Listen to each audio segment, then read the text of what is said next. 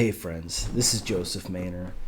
So what I want to do in this video is I want to create a video that hopefully inspires you to create and also just gives me the ability to create and to try to play with some of these ideas and to kind of explain with you kind of like how I'm doing it too.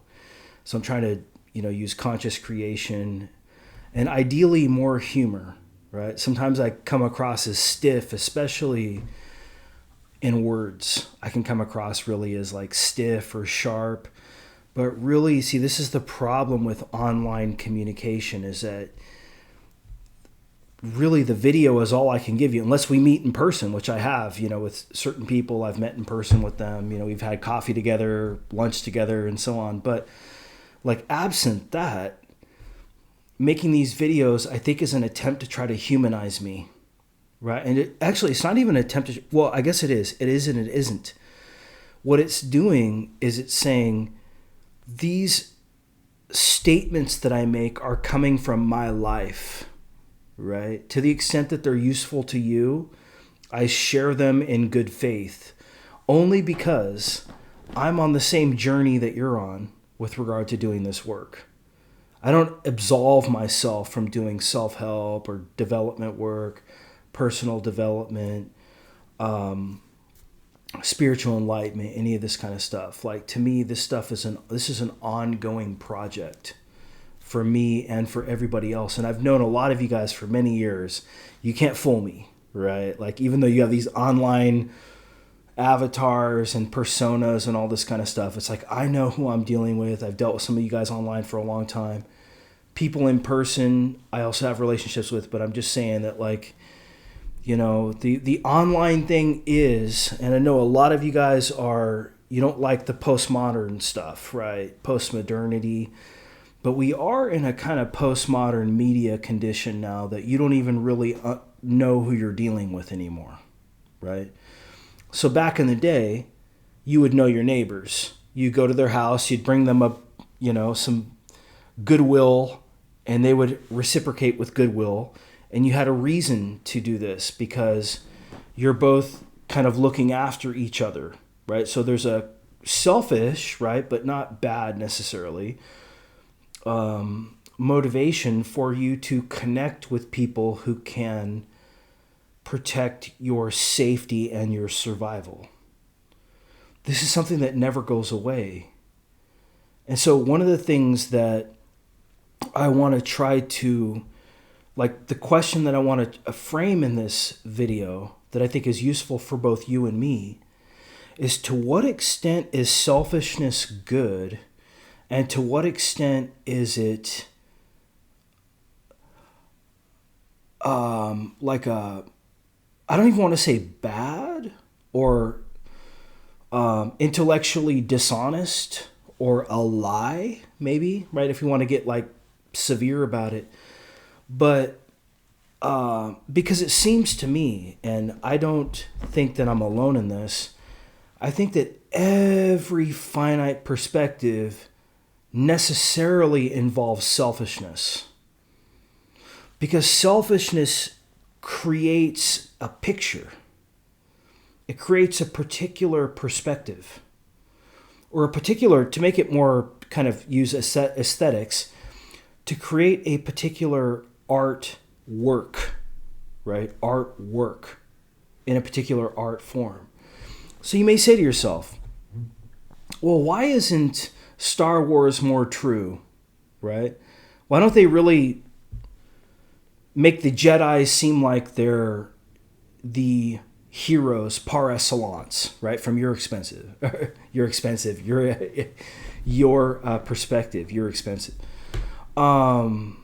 your expense. Because drama is different than truth, right? Beauty is different than truth. Love is different than truth. Love is different than beauty. Beauty oftentimes can be provocative because it's designed to try to stir up drama, right? So it's locked into an aspect of reality that you don't necessarily want to face, which is that reality is just a constant storm of drama. With the meaning, though, with the purpose, not necessarily, this is where I agree, it's like, it's not this idea that like morality doesn't matter. Nobody behaves this way. No system behaves this way. Every system inside itself believes that it's behaving morally at all times. Does this mean it is? No, right? But only somebody who has access to truth can determine this with a capital T. So this is where you need module 2 in my systems, right? You need spiritual enlightenment. Now, there's going to be a lot of people who are going to disagree with me with regard to spiritual enlightenment, and I've argued with these people, many of these people, for years. There's a lot of groupthink going on here. I'm not saying I'm right. Like, I would much rather be seen as a sharer rather than a teacher, right, for anybody. I would never want to say that somebody is wrong with regard to their spirituality, right? Does that make me a postmodernist, kind of ethical relativist or nihilist? No, because I have absolute truth within myself. And that absolute truth absolves me of fighting those battles. So I basically just share when somebody asks me, or I share because I want to, right?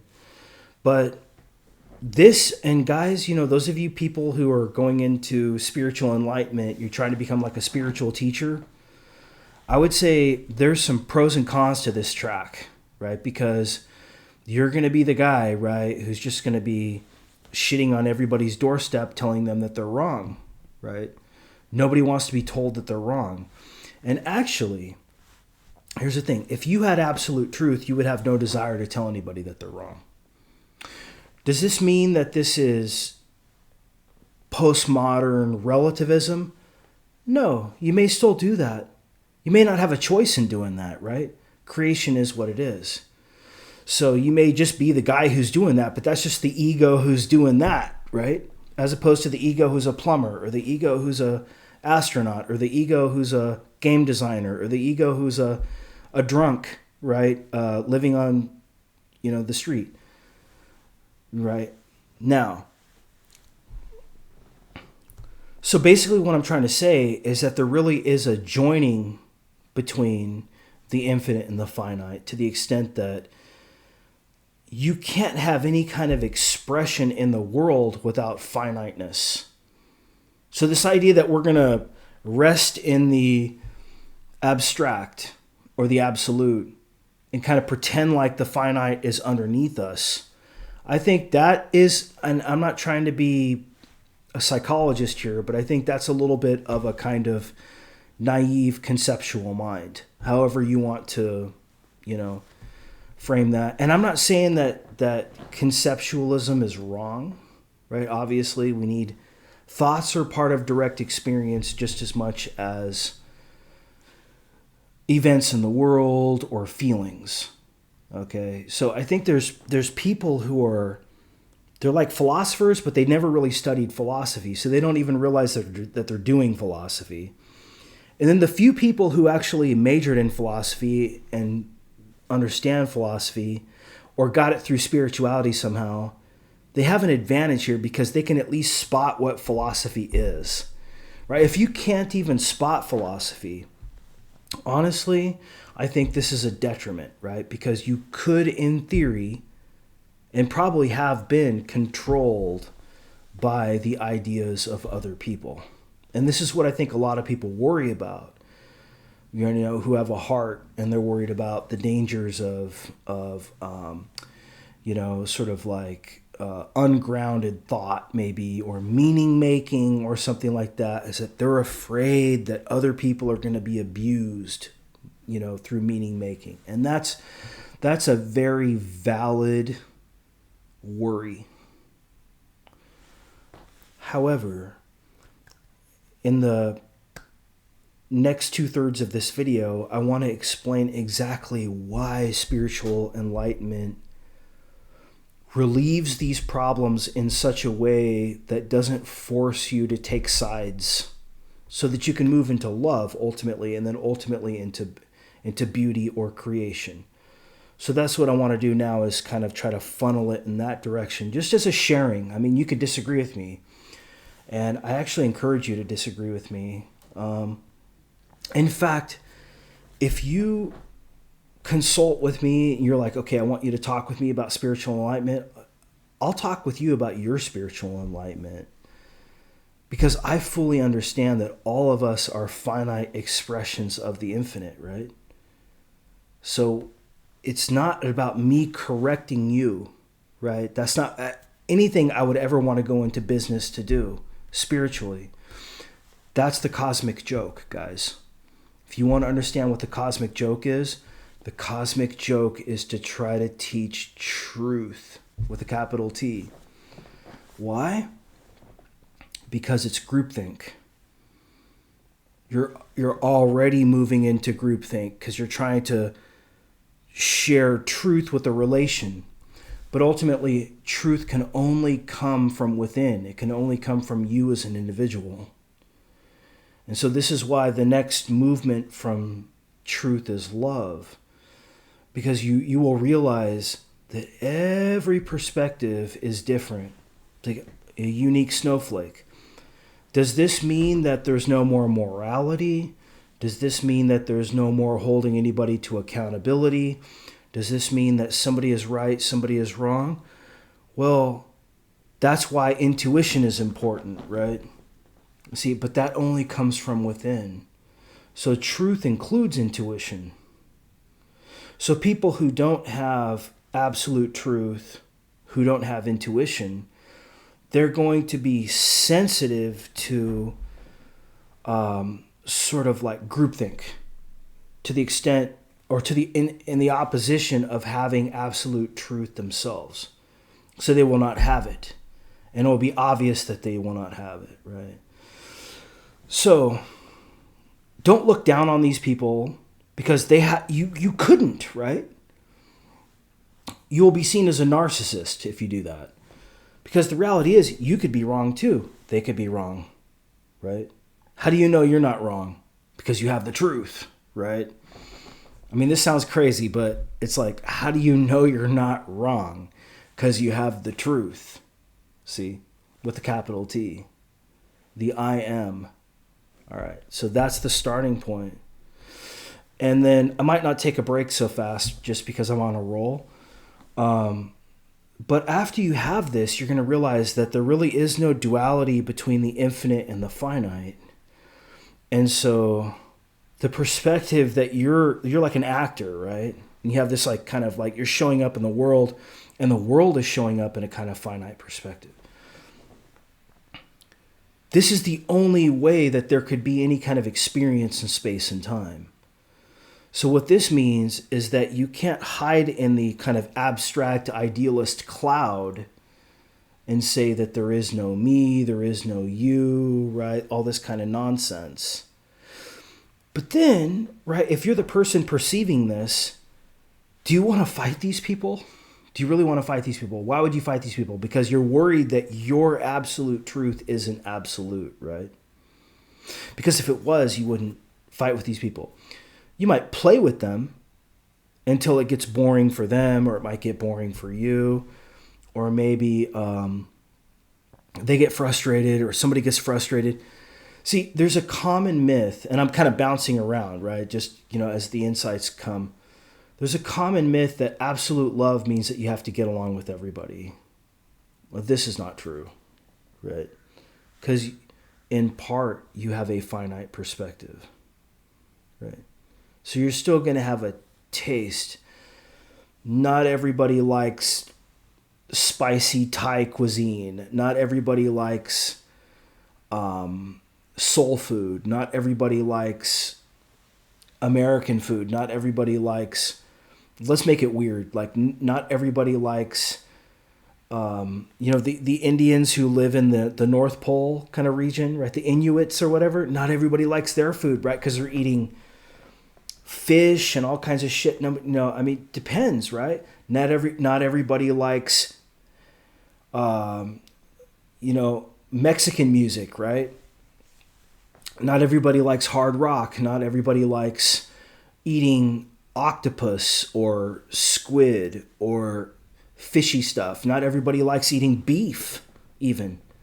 So what you're going to realize is that every finite perspective, including yourself, is entirely unique.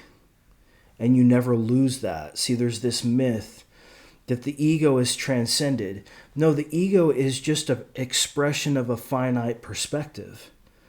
And you're going to have one just to show you what it is as the infinite.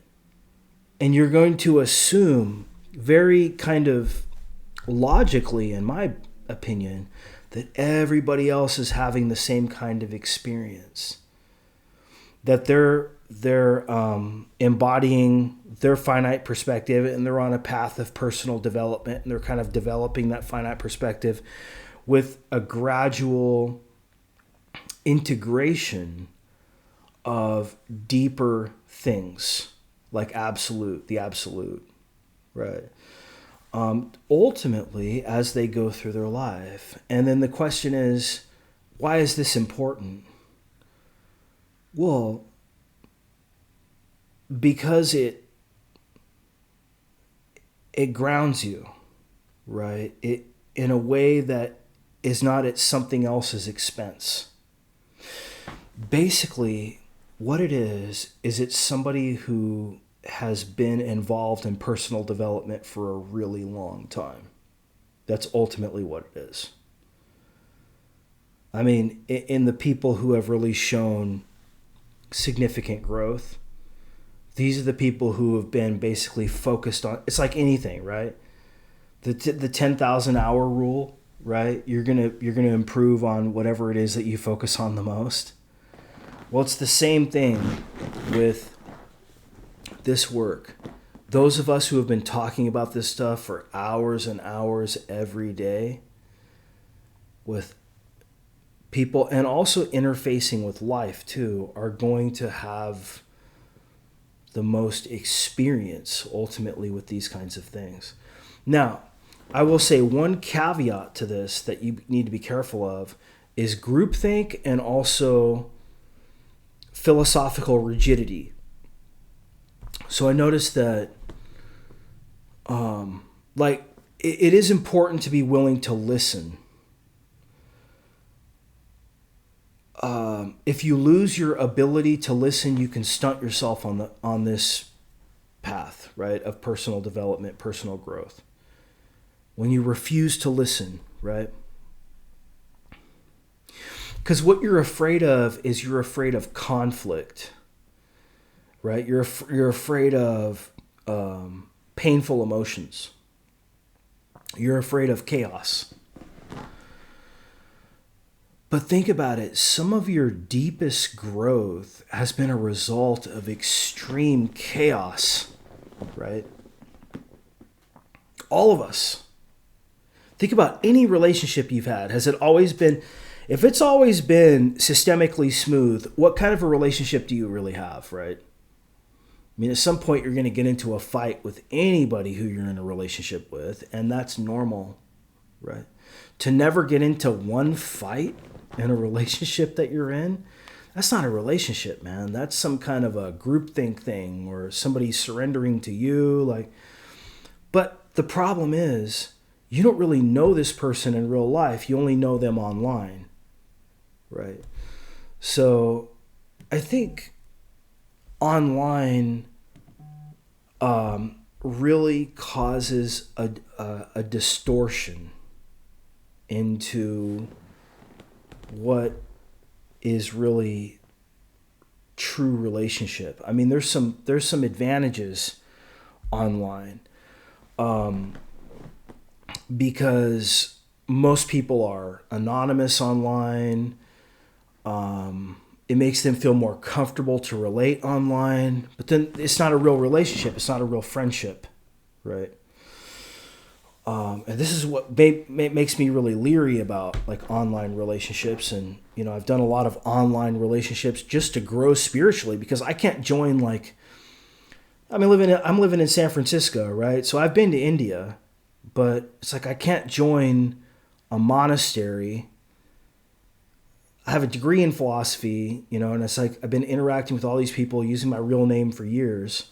There've been pros and cons to that. So this is just the way that I've had to do it in the postmodern media condition, is doing it online and watching YouTube videos and so on. And I guess there's pros and cons to that. I guess the pros of it is that you're not going to be so attracted to somebody as a person, right? Like people who are kissing the feet of gurus and, these kinds of people. You're not going to have that problem. But on the flip side is that you don't even know who you're dealing with, right? You never sat down and broke bread with any of these people that you're talking with online, yet you want to make these pronouncements about truth, love, beauty, wisdom. So, I've had to deal with all these. And what I want to do in the last 9 minutes of this video is I want to kind of give a little summary for each of those, and just I think that will be like authentic to me to be able to share that, and then maybe useful to you. So just give me 1 second. All right, friends, welcome back. So, the way I want to say this, I want to say it very diplomatically. I mean, I realize like everybody has to have a way to make money, right? Including spiritual teachers. But the thing is that a spiritual teacher cannot teach you truth with a capital T. They can only give you pointers to it. They can give you their pointer to it, right? As they've created it. And that could be good, right? Or bad or not, right? But, you have to be willing to assume that other people are different than you, right? As a finite perspective. Now, the way people will try to get around this is they'll try to say, well, the ego is not real. I'm not the ego, you're not the ego, nobody has an ego, the ego is false. Be very, very careful of this one on the path. And for teachers who want to sell this, right? Because the reason why this works is because then my perspective gets to be the absolute truth. Because I'm the unconditioned one, right? That's just playing, that to me, that is groupthink. And that's social conditioning, that's persuasion, trying to be top dog, right? I look at it like I don't want to do that, right? Does that make me a postmodernist? Not necessarily. Does that make me a relativist with regard to right and wrong or ethics? Absolutely not, right? So I still feel a strong sense of ethics in me, even though I appreciate artworks that create drama, that create what we might call ethical conflict, right? See, this is the thing, like, if you're so stuck on truth, you're so stuck on love, you don't understand beauty, you don't understand that a lot of artwork is provocative. It's kind of like the show me aspect of philosophy. So philosophy is like, I'm going to tell you what's what, right? Art is like, I'm going to expose you to an experience that forces you to contemplate for yourself what's what. So they're almost two sides of the same coin, right? So metaphysics is about telling you what's true. Aesthetics is about exposing you to experience to cause you to think about it for yourself, right? But both of those kind of go together. They're joined, actually. And there's like one isn't better than the other, right? How could that be? Like, why would that be the case? Now, so people tend to think that ego is something that you can totally get rid of. My view is that ego just is what makes experience possible. You couldn't make sense of an infinite experience. In fact, that doesn't make any sense. If it was infinite, it wouldn't be an experience. It would be consciousness without experience. But that's not the case. Even Spinoza realized that, right, there's a relation between thought and extension. And he even thought that intuition was basically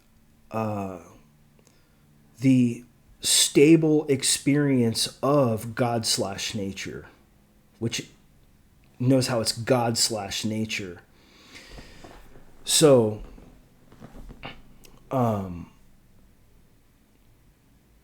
you don't want to get so sucked into the absolute or the ideal that you forget that there's a finite world that exists that you're a part of.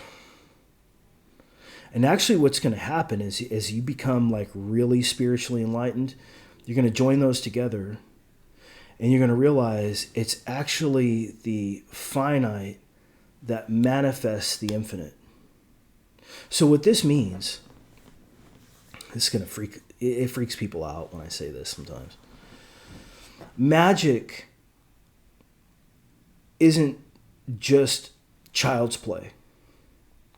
Or we might say mystery. Mystery, magic, the mystic, the imagination. Notice how all these words sound similar, right? Why?